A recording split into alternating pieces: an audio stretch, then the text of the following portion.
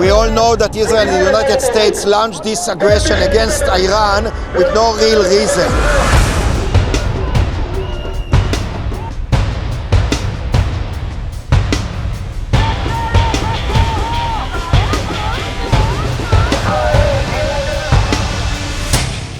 Hello friends, మనకు నచ్చినా నచ్చకున్నా సమర్థించకపోయినా America Israel Iran మీద చేస్తున్న యుద్ధం మన జీవితాలను కూడా అల్లకల్లోలం చేస్తుందన్న విషయం మనందరికీ తెలిసిందే. కానీ విషాదం ఏంటంటే ప్రపంచవ్యాప్తంగా యుద్ధాన్ని సమర్థిస్తున్న వాళ్ళ సంఖ్య చూస్తే మెజారిటీ భారతదేశంలోనే ఉంది అని అనిపిస్తుంది సోషల్ మీడియాలో వాళ్ళు పెడుతున్న పోస్టులు చూస్తూ ఉంటే. కానీ విషయం ఏంటంటే ఈ యుద్ధం పట్ల అటు అమెరికాలోను అటు ఇజ్రాయెల్లోనూ అమెరికా ఇజ్రాయెల్ మిత్ర దేశాలను కూడా విపరీతమైన వ్యతిరేకత వస్తూ ఉంది. ట్రంప్కి అనేక వైపుల నుంచి ఈ వ్యతిరేకతకు సంబంధించిన సెగ తగులుతూ ఉంది. ఒకదాని తర్వాత ఒకటి ట్రంప్కు విపరీతంగా ఎదురు దెబ్బలు కూడా తగులుతున్నాయి. తాజా వార్త చూసే ఉండుంటారు. అమెరికాలో ఉగ్రవాద నిరోధక కేంద్రం డైరెక్టర్ జో కెంట్ రాజీనామా చేశాడు. ఆయన వార్ వెటరన్ కూడా. ఆయన అమెరికా ఇరాక్ మీద చేస్తున్న యుద్ధానికి వ్యతిరేకంగా ఈ రాజీనామా చేశాడు. ఆయన ట్రంప్కి గత 3 ఎన్నికల్లోనూ గెలిచిన 2 సార్లు, ఓడిపోయిన ఒకసారి కూడా పూర్తిగా ట్రంప్ వెన్నంటే ఉండి ఆయన గెలుపుకు సహాయం చేసిన వ్యక్తి. అతను కూడా ఈ యుద్ధాన్ని వ్యతిరేకిస్తున్నాడు. మీరందరూ వచ్చి యుద్ధం చేసి హోర్ముజ్ జలసంధిని ఓపెన్ చేయాలి అని ట్రంప్ అడిగితే నాటో కూడా దీన్ని వ్యతిరేకించింది. నాటో ఆ పనిని నేను చెయ్యనని తెగేసి చెప్పింది. ఇవి కాకుండా ఇటు అమెరికాలోనూ అటు ఇజ్రాయెల్లోనూ అనేక ప్రదర్శనలు జరుగుతున్నాయి. గత వారం రోజుల్లో కనీసం అమెరికాలో 70 నగరాల్లో యాంటీ వార్ ప్రొటెస్టులు జరిగాయి. ఇంతమంది దీన్ని ఎందుకు వ్యతిరేకిస్తున్నారు? దీని వెనుక కారణాలేంటి? మన దేశంలో యుద్ధాన్ని ప్రేమించే వాళ్ళు చూడలేని అసలైన కారణాలు అక్కడ ఏమున్నాయి? ఈరోజు మనం ఈ విషయాలు ఈ వీడియోలో మాట్లాడుకుందాం. మొట్టమొదట జో కెంట్ అమెరికాలో ఉగ్రవాద చర్యలు జరగకుండా చూసే ఒక కేంద్రానికి సంబంధించి హెడ్గా ఉన్నాడు. ఆయన వార్ వెటరన్ అని చెప్పాను కదా. ఇప్పటికి ఆయన అమెరికా తరపున 11 యుద్ధాల్లో పాల్గొన్నాడు. అలాంటి ఒక యుద్ధంలో తన భార్యను కూడా పోగొట్టుకున్నాడు. సో ఆయన రిజైన్ చేస్తూ అన్న మాటలు ఏంటంటే ఇరాన్ నుంచి అమెరికాకు ఎటువంటి ముప్పు లేదు. ఇజ్రాయెల్ అట్లాగే ఇజ్రాయెల్కి అనుకూలంగా అమెరికాలో ఉన్న లాబీ వాళ్ళిద్దరూ ఒత్తిడి చేసి అమెరికాని ఈ యుద్ధంలో దింపారు. ఈ యుద్ధం సరైంది కాదు, ఈ యుద్ధాన్ని వ్యతిరేకిస్తూ నేను రిజైన్ చేస్తున్నాను అన్నాడు. ఇరాన్ మీద యుద్ధం చేయడానికి నా అంతరాత్మ ఒప్పుకోవట్లేదు. అట్లాగే ఇరాన్కి సంబంధించి విపరీతమైన మిస్ఇన్ఫర్మేషన్ కూడా వచ్చింది. దానివల్లనే యుద్ధం జరుగుతుందని. ఈ మిస్ఇన్ఫర్మేషన్ అనేది గతంలో కూడా జరిగింది. మనం చాలాసార్లు మాట్లాడుకున్నాం. ఇరాక్ మీద కూడా ఇట్లాగే మిస్ఇన్ఫర్మేషన్ స్ప్రెడ్ చేసి అక్కడ కెమికల్ వెపన్స్ ఉన్నాయని ప్రపంచానికి అబద్ధం చెప్పి అమెరికా వాళ్ళు యుద్ధం చేసిన తర్వాత అక్కడ లేవు అన్న విషయం బయటపడింది. బట్ దేశం నాశనమైంది, మనందరికీ తెలిసిన విషయమే. సో ఇక్కడ కూడా అటువంటి మిస్ఇన్ఫర్మేషనే స్ప్రెడ్ చేశారు అని జోసెఫ్ కెంట్ చెప్తున్నాడు. నిజానికి ఇది ట్రంప్కు చాలా చాలా పెద్ద దెబ్బ. కానీ రౌడీలకు అవన్నీ ఏముంటాయి చెప్పండి? ఆ నీలాంటి బలహీనుడు పోతే నాకేం అవసరం లేదు పో అనేశాడు. ఎవరు బలహీనుడు? అమెరికా తరఫున 11 సార్లు యుద్ధంలో పాల్గొని భార్యను కూడా పోగొట్టుకున్నవాడు బలహీనుడట ట్రంప్ ప్రకారం. జోసెఫ్ కెంట్ మాత్రమే కాదు, అనేక మంది వార్ వెటరన్స్ ఈ యుద్ధాన్ని వ్యతిరేకిస్తున్నారు. అట్లా వ్యతిరేకిస్తున్న వార్ వెటరన్స్ మీద ప్రభుత్వం దాడులు కూడా చేస్తోంది. ట్రంప్కి దీనికంటే పెద్ద బ్లో దీనికి ముందే నాటో నుంచి వచ్చింది. హోర్ముజ్ జలసంధిని ఓపెన్ చేయడానికి మీరందరూ వచ్చి యుద్ధం చేయాలని ట్రంప్ నాటోను కోరాడు. నాటో యాజ్ అన్ ఆర్గనైజేషన్ దాన్ని పూర్తిగా తిరస్కరించింది. అందులో 1-2 దేశాలు అటు ఇటుగా ఉన్నాయి, కానీ మేజర్ నాటో దేశాలు నాటో యాజ్ అన్ ఆర్గనైజేషన్ దీన్ని పూర్తిగా వ్యతిరేకించింది. దానికి కారణాలు 2-3 ఉన్నాయి. ఏ సంస్థ ఏర్పడినప్పుడైనా కూడా దానికి కొన్ని బైలాస్ లాంటివి ఉంటాయి కదా, అటువంటి బైలాసే నాటో కూడా ఉన్నాయి. అంటే ఎటువంటి పాత్ర పోషించాలి, ఎప్పుడు యుద్ధానికి వెళ్ళొచ్చు అని. అందులో ఆర్టికల్ 5 ప్రకారం ఏదైనా నాటో దేశం మీద దాడి జరిగితే నాటో దేశాలన్నీ కూడా దానికి రక్షణగా వెళ్ళాలి. అదొక్కటే నాటో యాజ్ అన్ ఆర్గనైజేషన్ ఏ దేశం మీదకైనా యుద్ధానికి వెళ్ళడానికి ఉన్న అవకాశం. కానీ ఇప్పుడు నాటో ఏం చెప్తుందంటే ఇరాన్ వచ్చి అమెరికా మీద దాడి చేయలేదు, అమెరికా వెళ్ళి ఇరాన్ మీద దాడి చేసింది. అమెరికా కనీసం నాటోకు కూడా చెప్పకుండా తన సొంతగా ఒక నిర్ణయం తీసుకుని యుద్ధం చేసేసి ఇప్పుడు మిగిలిన వాళ్ళని రమ్మంటే రావటానికి సిద్ధంగా లేము అని. నాటోలో చాలా స్ట్రాంగ్ కంట్రీస్, అట్లాగే ఎప్పుడూ అమెరికాకు ఒత్తాసుగా ఉండే యూకేతో మొదలుపెట్టి జర్మనీ, స్పెయిన్, ఫ్రాన్స్ ఈ దేశాలన్నీ కూడా ఖచ్చితంగా నో చెప్పాయి. స్పెయిన్ అయితే చాలా వోకల్గా యుద్ధానికి వ్యతిరేకంగాను ట్రంప్కు వ్యతిరేకంగా కూడా మాట్లాడుతుంది. అక్కడ పార్లమెంట్ సభ్యులు ట్రంప్ను విపరీతంగా తూర్పారపడుతున్నారు కూడా. ఒకటి టెక్నికల్ అంశం క్లాజ్ అయితే, రెండోది గతంలో ఈ దేశాలన్నీ కూడా అమెరికా చేసిన అనేక యుద్ధాల్లో ఇట్లాగే వెళ్ళి సపోర్ట్ చేసి దెబ్బతిన్నారు. బట్ ఇవన్నీ ఉన్నప్పటికీ అమెరికా పదే పదే ఎందుకు యుద్ధాలు చేస్తుంది అనే ప్రశ్న చాలా మందికి రాకమానదు. ఇక్కడ ఉంది అసలైన కథ. ప్రతి దేశంలోనూ ప్రజలు ఉంటారు, పాలకులు ఉంటారు. ఈ పాలకులతో పాటు ఉండే వ్యాపారులు ఉంటారు. డెవలపింగ్ కంట్రీస్లోనూ డెవలప్డ్ కంట్రీస్లోనూ కూడా ఈ స్ట్రక్చర్ ఇలాగే ఉంటుంది.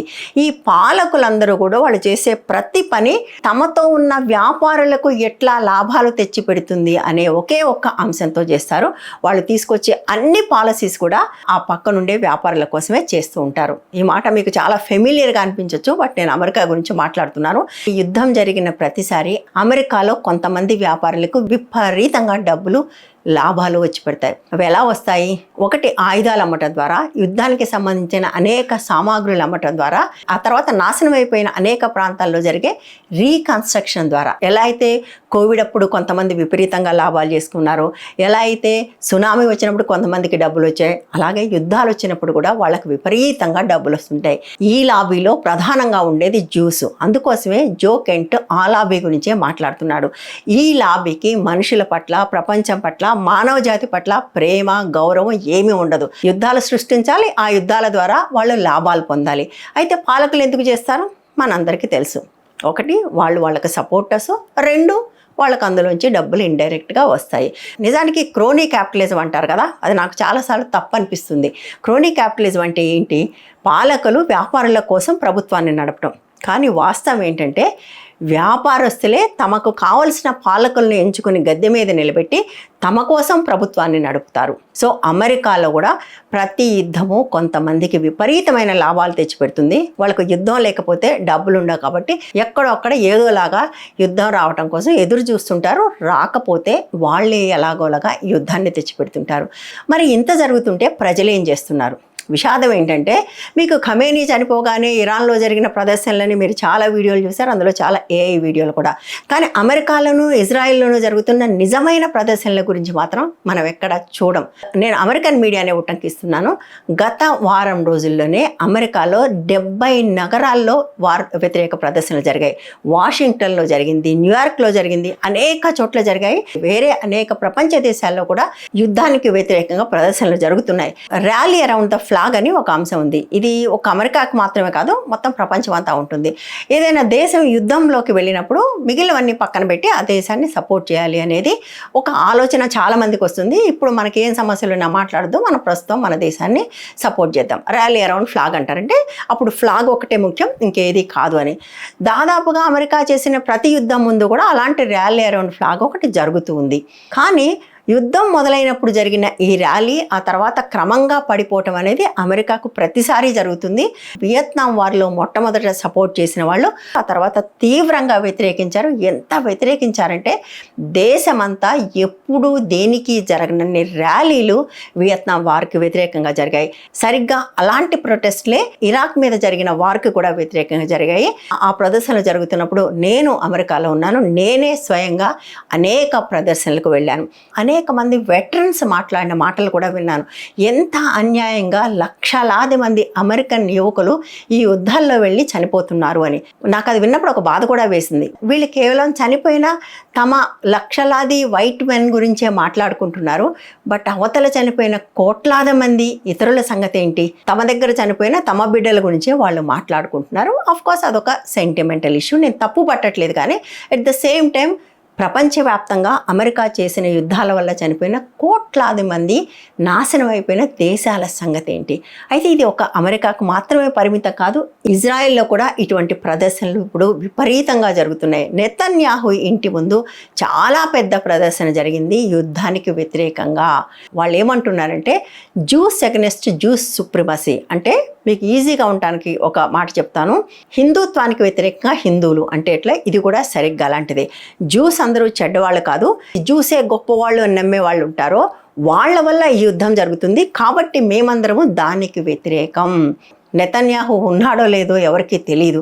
ఉన్నాను అని చెప్పి ఒక వీడియో రిలీజ్ చేస్తే ఏఐ వీడియో అని బయటపడింది. మళ్ళీ ఇంకొక వీడియో రిలీజ్ చేశారు, అది కూడా నిజమో కాదో మనకు తెలీదు. వేరే దేశపు అధ్యక్షుడి మీద దాడి చేసి చంపేసి తమ దేశ యువకుల ప్రాణాలను కూడా ఫడంగా పెట్టిన ఈ వ్యక్తి ప్రస్తుతం అత్యంత సాహసోపేతంగా కలుగులో దాక్కొని ఉన్నాడు. బయట ఉన్న రౌడీ ప్రపంచం అంతా చీకొడుతున్నా సరే యుద్ధాన్ని కొనసాగిస్తాననే చెప్తూ ఉంది. ఇప్పటి వరకు కూడా అమెరికా ప్రారంభించిన ఏ యుద్ధం కూడా ఒకరోజు 2 రోజుల్లో, వారంలో 2 వారాల్లో ముగియలేదు, ముగిసే అవకాశం కూడా లేదు. ఎవరు కూడా వీళ్ళొచ్చి ఒక బాంబేగానే జోహుకుమని శరణు చొచ్చారు. వాళ్ళు తమ చివరి రక్తం బొట్టు దాకా పోరాడతారు. ఇరాన్ కూడా పోరాడుతుంది.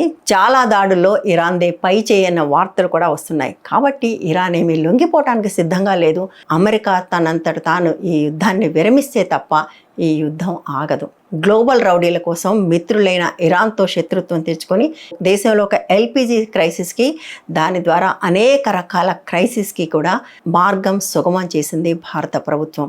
గ్లోబల్ రౌడీలకు యుద్ధం వల్ల నష్టం ఉండదు, వాళ్ళకి లాభాలే ఉంటాయి. నష్టపోయేది మనలాంటి వాళ్ళమే. మనం చేయగలిగింది యుద్ధాన్ని సమర్థిస్తూ మాట్లాడే వాళ్ళను ఖండించడం. మీరందరూ కూడా ఆ పని చేస్తారని ఆశిస్తూ ఈ వీడియో నచ్చితే లైక్ చేయండి, షేర్ చేయండి, ఛానల్ని సబ్స్క్రైబ్ చేయండి, అలాగే ఛానల్ని సపోర్ట్ కూడా చేయండి. Thank you.